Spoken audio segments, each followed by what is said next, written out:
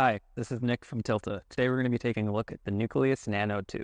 The Nano II is a brand new wireless lens control system with an increased focus on external control, both for cameras and gimbals. The Nano II is going to be a great option for anyone who's just getting their first camera and they need the modern conveniences of a wireless lens control system. It's also going to be great for existing users of the Nucleus M and Nano, as it is fully compatible with both of those systems. Lastly, it's going to be a perfect option for anyone who is working with a more high-end system that needs a lightweight and affordable backup unit. So to start, we're going to take a look at what is included with the base kit of the Nucleus Nano II. When you first open up the unit, you'll find the hand unit, the motor, as well as a USB-C power cable. And underneath this main tab, you'll find a photographic lens ring adapter, a 15mm rod, as well as a 15mm rod holder, and an Allen key for mounting the rod and rod holder. So you might be thinking that the components included in this kit are fairly similar to the original Nano. However, the majority of the changes do rest in the hand unit itself, with the new touchscreen display, as well as the 3-motor control with an expanded handle. This unit is now much more capable than the previous version. The camera control is going to allow you to control camera settings via USB-C, Wi-Fi, and Bluetooth, and it's also going to have some compatibility with the DJI Ronin series of gimbals, that being the RS2 and the RS3 Pro. The motor itself now uses USB-C, and it uses 2 USB-C ports, allowing you to pass power through to multiple motors while also having significantly more torque than the original Nano. First thing you'll notice will be the 1.6-inch touchscreen display. This is going to be how you select most options on the unit itself. Right next to that, you'll find a record button, which can also be used to power the unit or send run stop through USB-C, and for some compatible cameras, also Wi-Fi. Next to that, you'll find a zoom toggle, which can be used to control a motor. This can be used to control either zoom, focus, or iris. It can be assigned to whatever function you'd like. Next to that, you'll find the function button, which is going to serve as a way to calibrate the motors as well as to set marks. Moving along the side, you'll find a switch that switches between TF and DF, similar to some of our handles for the ring grip. This is going to allow you to spin the unit infinitely if needed to adjust sensitivity, or from using an accessory like the DJI focus motor. When using with the Nucleus motor, you'll want this just in the normal TF section. On the inside, you have a NATO rail mount. A couple features of that would be the contact pins, which is how the unit can draw power with compatible accessories. Please do not slide the hand wheel onto a NATO rail, as this can damage the pins. On the far side of the unit, you'll find a USB-C port. This can be used to charge and power the internal battery. Please note the internal battery has an operating temperature of 14 degrees Fahrenheit to 140 degrees Fahrenheit. This can also be used for firmware updates if you are not updating through Wi-Fi. And lastly, you have the hand wheel control itself. This can be mapped to any motor, most likely focus, but also iris and zoom if needed. So that was a brief overview of the physical features of this unit. Next, we're going to take a look at the motor. All right, so looking at the motor, we're going to go over a couple of the key features. The first one being the motor driver, which is going to be offset from the main gearing, allowing the motor to not as easily push away from the lens during use. Next to that, you'll find the 2 USB-C ports, which can be used to power the motor, as well as pass through power to additional motors. Above that, you'll find the motor gearing, which is 0.8 pitch, and it's going to physically connect to your lens in order to move the focus distance. Right below that, you'll find an LED indicator, which will show a few different colors, signaling what function the motor is currently assigned to. Next to that is a pairing button, which can be used to pair the motor to the hand unit, as well as calibrate the motor. And at the bottom, you'll find the mount for a 15mm rod, as well as the tie down to secure the motor to a rod. We're now going to take a look at the user interface of the Nano II hand wheel. Starting on the main page, up at the top, you have your wireless channel indicator, currently set to channel 9. You have your Wi-Fi status symbol. You have your battery information, Bluetooth status, record and standby indicator, as well as your 3 motor parameters for zoom, focus, and iris, all currently set to 0. You have the focus knob range, which is indicated with the circle in the center of the UI. You have your set mark button down at the bottom, as well as your screen lock button. you have two arrows signaling additional settings, and then you have your autofocus to manual focus switch button. Swiping over to the next screen, you'll find a camera setting lock button up at the top, standby record indicator, as well as recording time.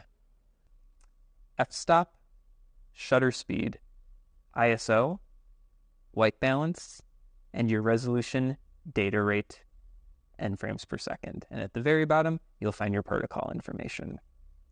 On the last page, you'll find your current focal distance, the brand of lens, the model of lens, f-stop information, and focal length information. And then in the same position as the other screen, you have your aim B mark setting button, just with a different indicator. You can swipe twice more to return to the home screen. Now we're going to take a look at how to set up the system for the very first time. So we're going to start the assembly process with the motor. We're going to connect the motor via a 15mm rod, and we're going to line it up with the gear ring on our lens, and then tighten the motor in place with the tie down. From there, we're going to look at a few different options we have for powering the motor via the included USB-C to USB-C cable. So I'm going to connect this into port number 2. Keep in mind, both port 1 and 2 are inputs, but only port 1 is an output, meaning if you need to chain together multiple motors, you will need to leave port 1 open. So a few different options we have, one of which would be our universal power bank holder. This is going to allow you to mount an external battery pack via quarter 20 to your camera cage or similar system. And you can see the motor has power as the red and white light is blinking, signaling that the motor needs to be calibrated. Another option would be our F970 battery plate, which also has USB-C and allows you to power the motor via a swappable Sony F970 or 570 battery. Another option would be using the USB-C of a battery plate, such as our smart V-mount battery plate. This is going to be convenient as it'll give you a PD USB-C output, allowing you to provide a bit more torque to the motor itself. And lastly, we have our PD power handle, which is convenient as it also gives you a way to operate your camera while including an internal battery that can provide a USB-C PD output. So those are just a few different options you have. However, we also have USB-C to P-tap, as well as a variety of other ways to power the system. Next, we're going to take a look at how to pair the hand unit to the motor. We're now going to pair the hand unit to the main motor. We can do so by swiping up on the main screen and then selecting the connect option, and then 2.4G, and then channels. This will show us a list of all available channels, which the unit will automatically connect to the cleanest. If we need to remove a specific channel, we can do so by tapping it. If we need to invert the selection and only pick a handful of channels, we can use the invert key. And if we need to reselect all of the channels, we can use the all key. If you have one specific channel that you'd like to connect to, you can press the icon in the top left corner to select to that one individual channel.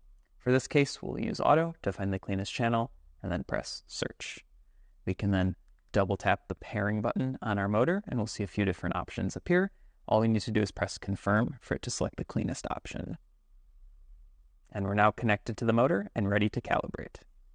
And then once connected, we can then press the pairing button once to change the color. Green will signify that the motor is selected to iris.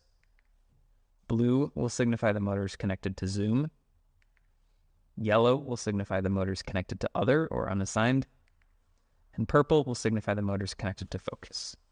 To calibrate the motor, you can do so through the hand unit. To calibrate the motor from the hand unit, you can hold down the function button, and after 3 seconds, it will automatically calibrate all motors, or by holding the pairing button on the motor itself.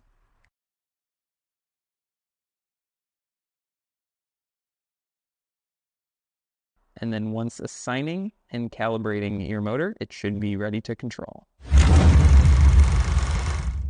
So when you're using a lens without hard stops, the process is going to be very similar. You're going to run the auto cal as you did before. However, the motor should stop after 15 seconds of not hitting any hard stops. After that, we can manually calibrate the lens by swiping up from the home screen and selecting motor, focus, and manual cal. We can start the calibration process, and then we can use the wheel to turn the motor until the lens reaches minimum focus. Press confirm, and then rotate the wheel until the lens reaches infinity. Press confirm. Return to the home screen, and you're now ready to use your lens without hard stops. A situation you may find yourself in is when you spin the wheel and the physical limitations of the wheel do not line up with the firmware limitations, meaning you may hit 999 on the firmware, but the wheel still has room to travel. We can fix this by going into the main menu and selecting Settings, and then using the Calibrate knob feature. You can press Calibrate to begin. We can follow the prompts, spinning the wheel all the way to the left before pressing Confirm, and then spinning the wheel all the way to the right before pressing Confirm. Confirm one more time, and then the home button to return to the main screen, and you can see the physical limitations of the wheel now align with 999 on one end and 0 on the other.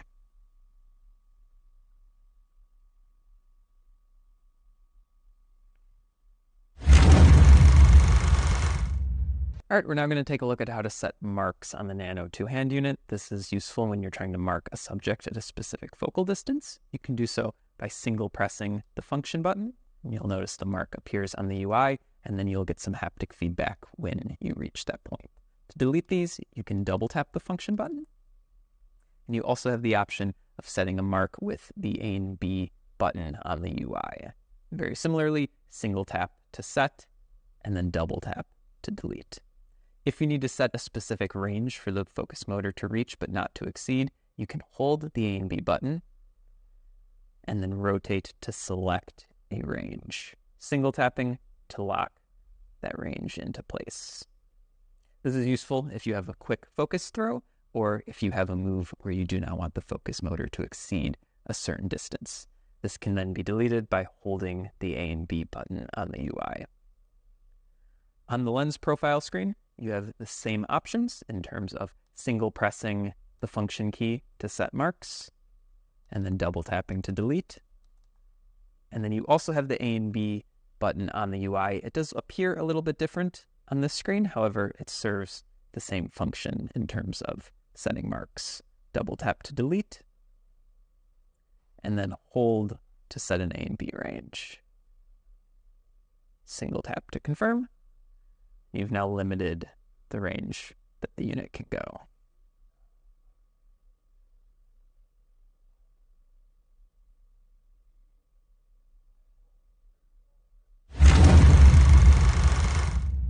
We're now going to take a look at some of the sub-menus within the additional settings menu. This can be accessed by swiping up from the main menu and selecting settings. At the top, you'll see an option for calibrating the knob, which is what we used previously. And just below that, you have an option to adjust the brightness of the unit. This can also be adjusted automatically by selecting Auto. Below that, you'll see the setting for knob, which can be used to assign a different focus motor to the main control dial of the unit, and can also be used to reset it to default settings.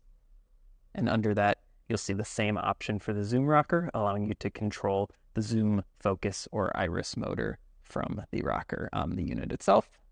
You have an option for vibration, which can be enabled or disabled, as well as has adjustable strength. And lastly, you have a standby mode, which can be turned on and off and will allow the unit to go to sleep after a certain time frame of being inactive.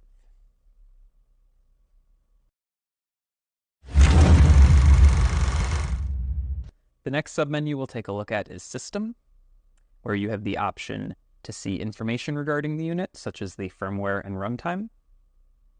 Below that, you'll have an option to change the language of the unit between English and Chinese, as well as an option to update the firmware and import custom lens information. You can adjust the rotation of the screen for different mounting options, as well as reset the unit to factory settings.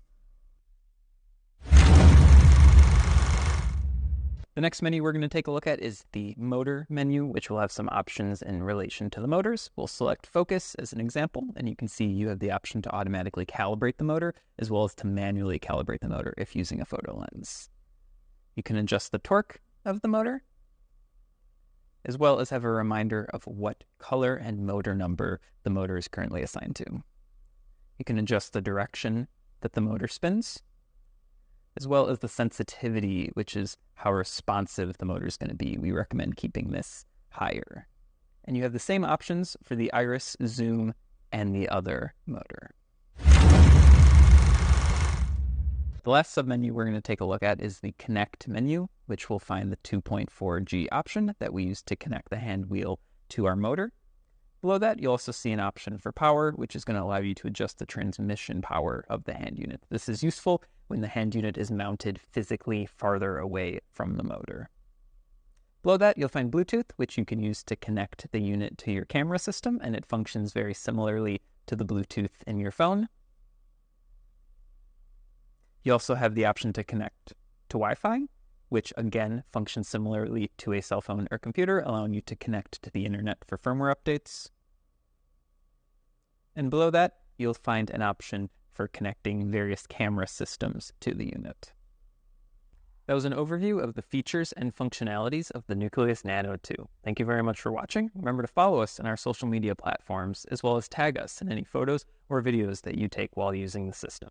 You can also subscribe right here on YouTube to stay up to date with all things regarding the Nano II. I'm Nick from TILTA. Thanks for watching. How to order at AliExpress. Ordering on AliExpress is a straightforward process. So let's get straight into the video. Open your AliExpress application. Also make sure that you're logged into your account. From the main homepage of AliExpress, you can search for the product with the help of the search box at the top. You can also browse through the product's categories displayed on the screen. Now, scroll through the products and find the one that you'd like to purchase. Tap on the product to purchase it, and then this will show you other information about the product. You can select the size, colors, and the design. To order the product right away, tap on the Buy Now button at the bottom right-hand corner. Select the size for your product, and then you can also increase or decrease the quantity according to your need. Finally, tap the Continue button at the bottom, and then on the next page, fill in your shipping address and other information. On this page, it'll show you the order details and the summary for the product. You can enter a promo code if available, and you'll also need to enter your payment details. Tap on Select Payment Method from the option and choose your desired payments method. You can select PayPal, add a new credit or debit card, select Apple Pay for your purchase, or simply pay for the product after delivery. Select one of the options as a payment method. In my case, I'm going to choose the Add a New Card option.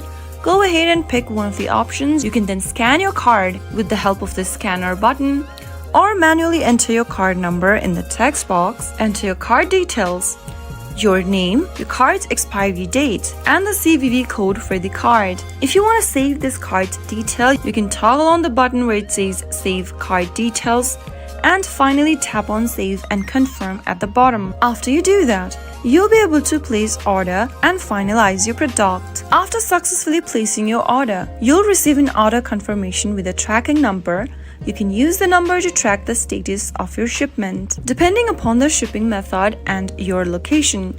All you need to do now is to wait for the order to be delivered. So that is how you can easily place an order on AliExpress. If you found the video to be helpful, go ahead and give us a thumbs up. Don't forget to subscribe to our channel by hitting the subscribe button. Also press the bell icon so that you'll never miss another upcoming upload from us. I'll see you again in the next episode. Goodbye till then.